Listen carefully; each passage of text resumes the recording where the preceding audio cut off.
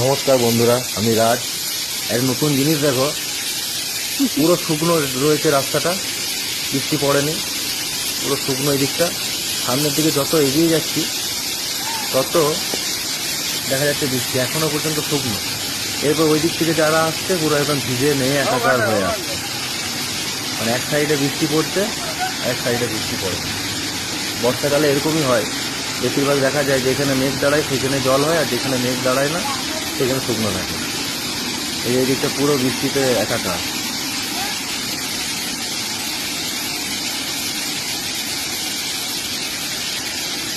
সবাই ছাতা নিয়ে ওই দিক থেকে আসছে ভিজে ভিজে।